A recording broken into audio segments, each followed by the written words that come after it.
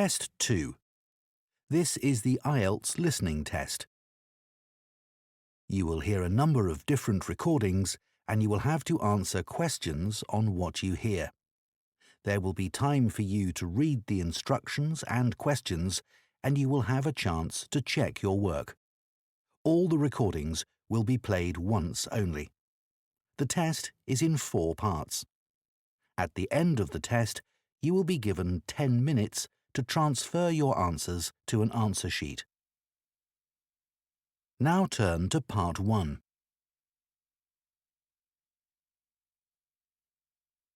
Part 1. You will hear 2 friends talking about a guitar group. First, you have some time to look at questions 1 to 6.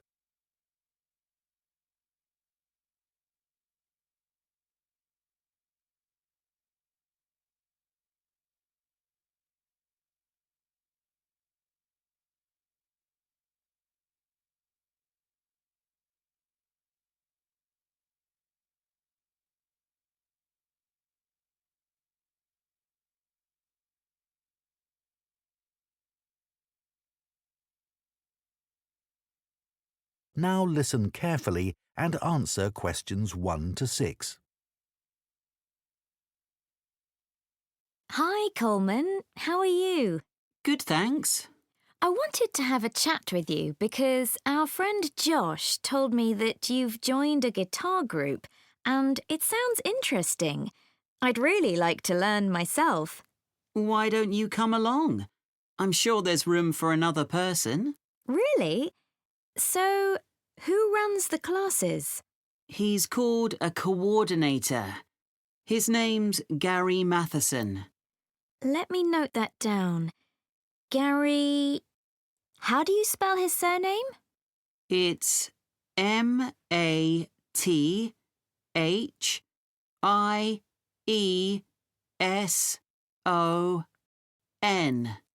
Right, thanks. He's retired, actually, but he's a really nice guy, and he used to play in a lot of bands. Thanks. So, how long have you been going? About a month now. And could you play anything before you started? I knew a few chords, but that's all. I'm sure everyone will be better than me. That's what I thought too. When I first spoke to Gary on the phone, he said it was a class for beginners, but I was still worried that everyone would be better than me. But we were all equally hopeless. Oh, that's reassuring.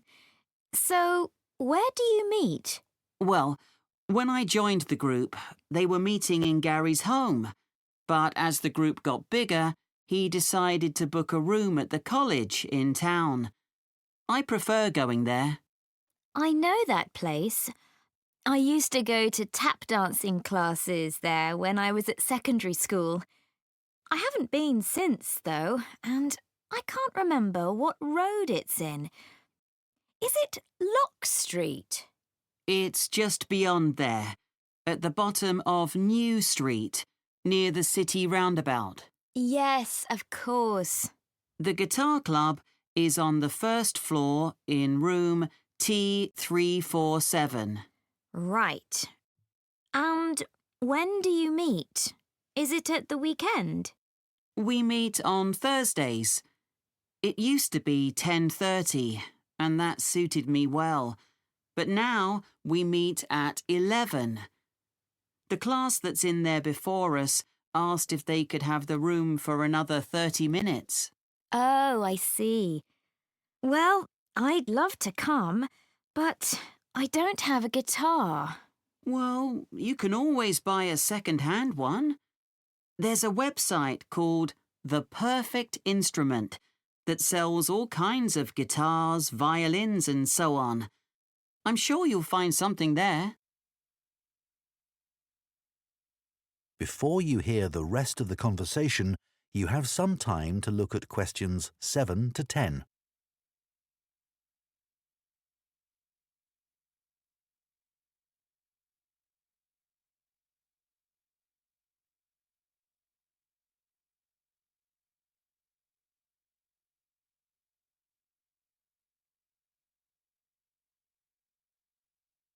Now listen and answer questions 7 to 10. So, what's a typical lesson like with Gary? Well, he always starts by getting us to tune our guitars. That takes about 5 minutes. Uh-huh. Some people have an app they use, but others do it by ear. Gary goes round and helps them. And while he's doing that, he tells us what he's going to do during the lesson. Right. First, we usually spend about 10 minutes doing some strumming. So, is that using... Oh, what are they called? Plectrums? No, we just use our thumbs. Oh, much easier. Gary reminds us where to put our fingers for each chord, and then we play them together. Sometimes we all just start laughing because we're so bad at keeping time. So Gary starts clapping to help us.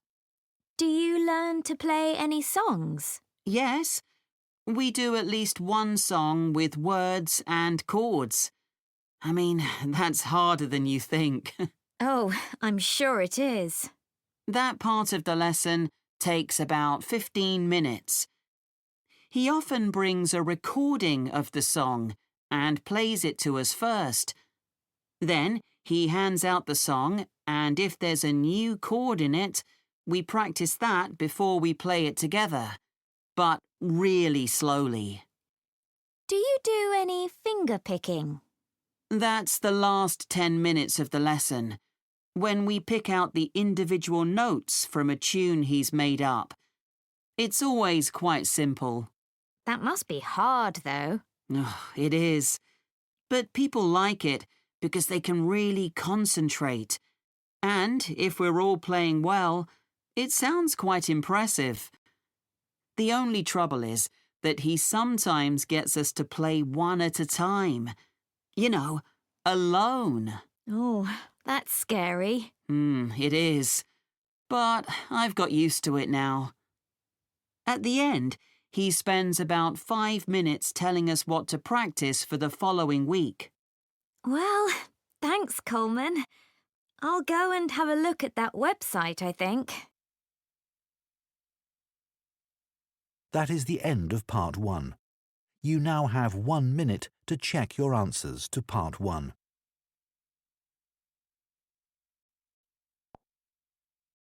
Part 2. You will hear a man called David talking on the radio about his work as a lifeboat volunteer. First, you have some time to look at questions 11 to 16.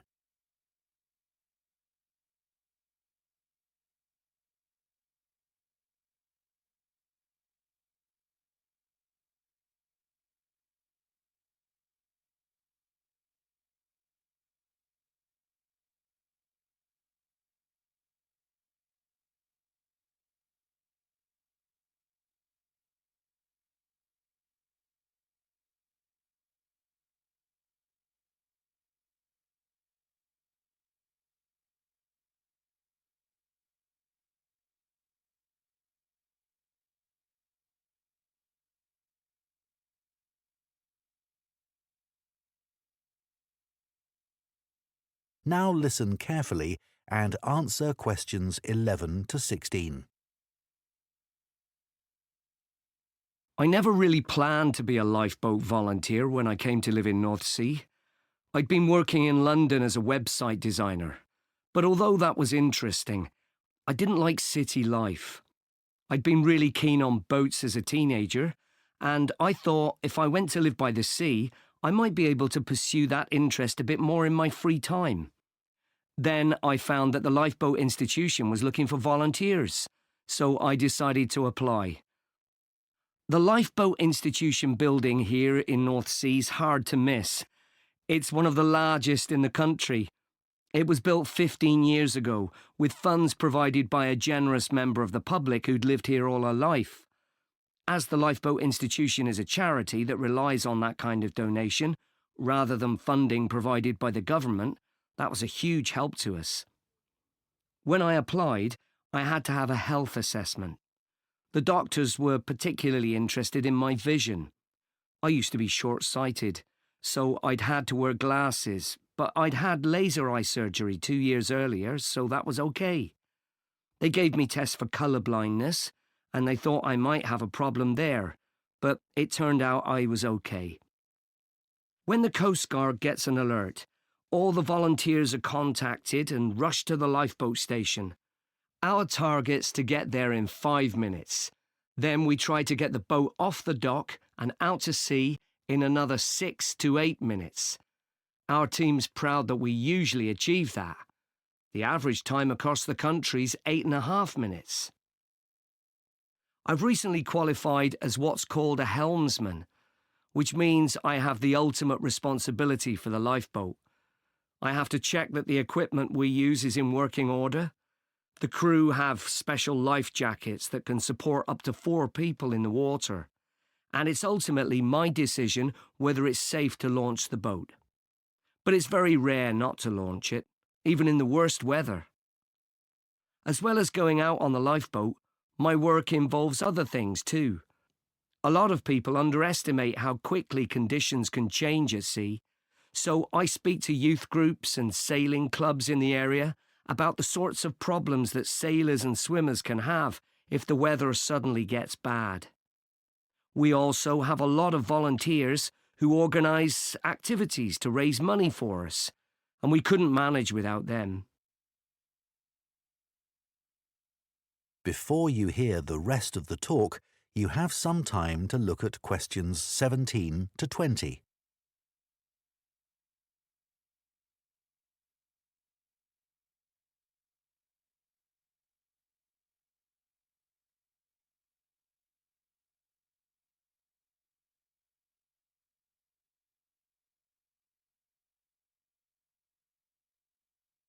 Now listen and answer questions 17 to 20. The training we get is a continuous process, focusing on technical competence and safe handling techniques, and it's given me the confidence to deal with extreme situations without panicking. I was glad I'd done a first aid course before I started, as that's a big help with the casualty care activities we do. We've done a lot on how to deal with ropes and tie knots. That's an essential skill. After a year, I did a 1-week residential course, led by specialists. They had a wave tank where they could create extreme weather conditions, so we could get experience of what to do if the boat turned over in a storm at night, for example. Since I started, I've had to deal with a range of emergency situations, but the work's hugely motivating. It's not just about saving lives. I've learned a lot about the technology involved. My background in IT's been useful here, and I can use my expertise to help other volunteers. They're a great group. We're like a family, really, which helps when you're dragging yourself out of bed on a cold, stormy night. But actually, it's the colder months that can be the most rewarding time. That's when the incidents tend to be more serious, and you realise that you can make a huge difference to the outcome. So, if any of you listeners are interested, why don't you give us a call? That is the end of Part 2. You now have 30 seconds to check your answers to Part 2.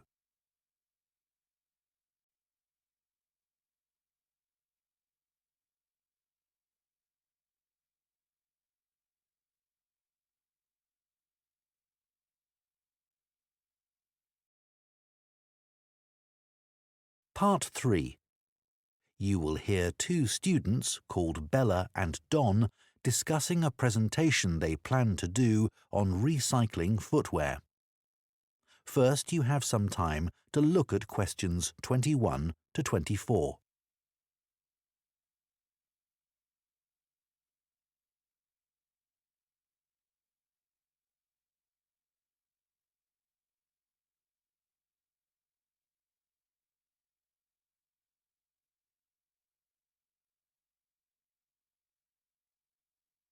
Now listen carefully and answer questions 21 to 24. Hi, Don. Did you get the copy of the article on recycling footwear that I emailed you? Yeah, it's here. I've had a look at it. So, do you think it's a good topic for our presentation? Well, before I started reading it, I thought recycling footwear. Well, although it's quite interesting, perhaps there isn't enough to say about it, because we put shoes in recycling bins. They go to charity shops, and that's about it. But there's much more to it than that. I realise that now, and I'm keen to research the topic more. That's great. One of the things I didn't realise until I read the article was just how many pairs of trainers get recycled. Well, a lot of young people wear them all the time now. They've become more popular than ordinary shoes. I know. I guess they are very hard-wearing. But don't they look a bit casual for school uniform? I don't think they're right for that. Actually, I think some of them look quite smart on pupils. Better than a scruffy old pair of shoes. So, do you keep shoes a long time? Yes, though I do tend to wear my old pairs for doing dirty jobs like cleaning my bike. I must admit, I've recycled some perfectly good shoes that haven't gone out of fashion and still fit, just because they don't look great on me anymore. That's awful, isn't it? I think it's common because there's so much choice. The article did say that recent sales of footwear have increased enormously. That didn't surprise me. No, but then it said that the amount of recycled footwear has fallen. It's 6% now, compared to a previous level of 11%. That doesn't seem to make sense. That's because not everything goes through the recycling process. Some footwear just isn't good enough to resell for one reason or another and gets rejected. Before you hear the rest of the discussion, you have some time to look at questions 25 to 30.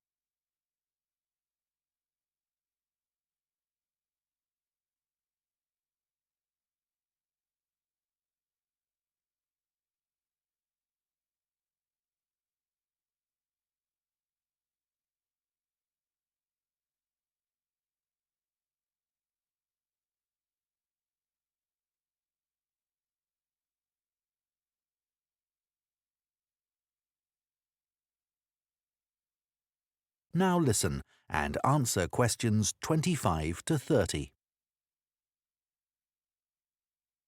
So, let's find some examples in the article of footwear that was rejected for recycling. OK. I think there are some in the interview with the recycling manager. Yeah, here it is.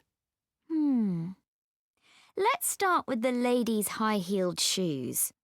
What did he say about those? He said they were probably expensive. The material was suede and they were beige in colour. It looked like someone had only worn them once, but in a very wet field, so the heels were too stained with mud and grass to resell them. OK. And the leather ankle boots. What was wrong with them? Apparently, the heels were worn, but that wasn't the problem. One of the shoes was a much lighter shade than the other one. It had obviously been left in the sun. I suppose even second-hand shoes should look the same. Sure. Then there were the red baby shoes. Oh, yes. We're told to tie shoes together when we put them in a recycling bin, but people often don't bother. You'd think it would have been easy to find the other, but it wasn't. That was a shame because they were obviously new. The trainers were interesting. He said they looked like they'd been worn by a marathon runner. Yeah. Weren't they split? Not exactly. One of the soles was so worn under the foot that you could put your finger through it. Well, we could certainly use some of those examples in our presentation to explain why 90% of shoes that people take to recycling centres or bins get thrown into landfill. What did you think about the project his team set up to avoid this by making new shoes out of the good parts of old shoes? It sounded like a good idea. They get so many shoes.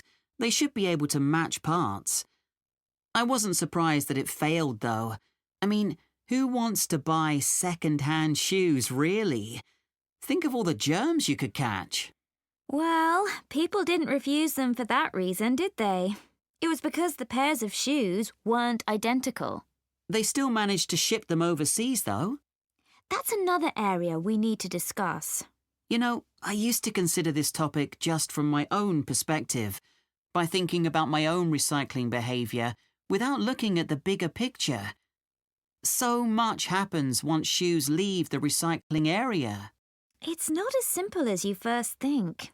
And we can show that by taking a very different approach to it. Absolutely. So let's discuss how we're going to split up the present. That is the end of Part 3. You now have 30 seconds to check your answers to Part 3. Part 4.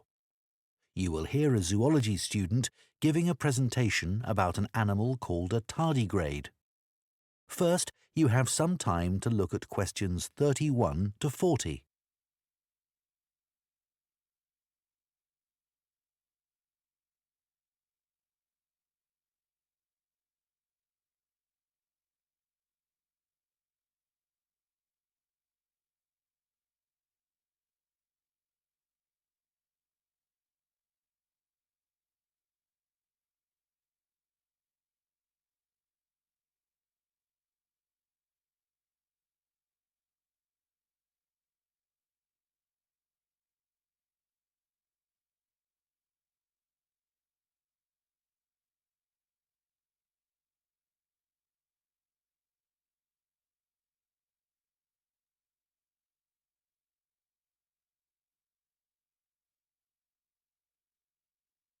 Now listen carefully and answer questions 31 to 40.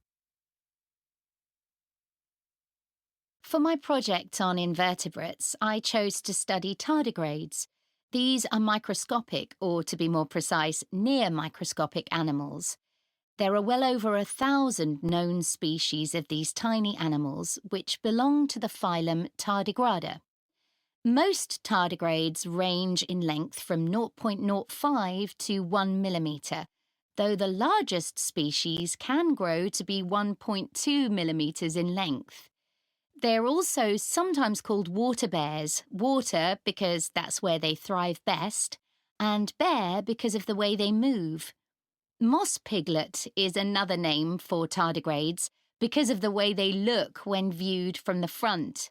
They were first discovered in Germany in 1773 by Johann Goetze, who coined the name tardigrade. As I say, there are many different species of tardigrade. Too many to describe here, but generally speaking, the different species share similar physical traits. They have a body which is short and also rounded, a bit like a barrel. And the body comprises 4 segments. Each segment has a pair of legs, at the end of which are between 4 and 8 sharp claws. I should also say that some species don't have any claws. What they have are discs, and these work by means of suction. They enable the tardigrade to cling on to surfaces or to grip its prey. Within the body, there are no lungs or any organs for breathing at all. Instead, oxygen and also blood are transported in a fluid that fills the cavity of the body. As far as the tardigrade's head is concerned, the best way I can describe this is that it looks rather strange, a bit squashed even. Though many of the websites I looked at described its appearance as cute, which isn't exactly very scientific. The tardigrade's mouth is a kind of tube that can open outwards to reveal teeth-like structures known as stylets. These are sharp enough to pierce plant or animal cells. So, where are tardigrades found? Well, they live in every part of the world, in a variety of habitats, most commonly on the bed of a lake, or on many kinds of plants, or in very wet environments. There's been some interesting research which has found that tardigrades are capable of surviving radiation and very high pressure, and they're also able to withstand temperatures as cold as -200 degrees centigrade, or highs of more than 148 degrees centigrade, which is incredibly hot.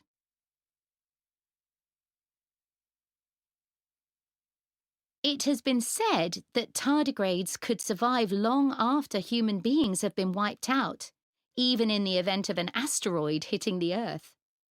If conditions become too extreme and tardigrades are at risk of drying out, they enter a state called cryptobiosis. They curl into a ball called a tun, that's TUN, by retracting their head and legs, and their metabolism drops to less than 1% of normal levels. They can remain like this until they're reintroduced to water, when they will come back to life in a matter of a few hours. While in a state of cryptobiosis, tardigrades produce a protein that protects their DNA. In 2016, scientists revived 2 tardigrades that had been tuns for more than 30 years. There was a report that, in 1948, a 120-year-old tun was revived, but this experiment has never been repeated. There are currently several tests taking place in space to determine how long tardigrades might be able to survive there. I believe the record so far is 10 days. So, moving on. In terms of their diet, tardigrades consume liquids in order to survive. Although they have teeth, they don't use these for chewing. They suck the juices from moss or extract fluid from seaweed. But some species prey on other tardigrades, from other species or within their own. I suppose this isn't surprising, given that tardigrades are mainly comprised of liquid and are coated with a type of gel. Finally, I'd like to mention the conservation status of tardigrades. It is estimated that they have been in existence for approximately 500 million years, and in that time, they have survived 5 mass extinctions. So it will probably come as no surprise to you that tardigrades have not been evaluated by the International Union for Conservation of Nature and are not on any endangered list. Some researchers have described them as thriving. Does anyone have any questions they'd like to ask? That is the end of Part 4. You now have 1 minute to check your answers to Part 4.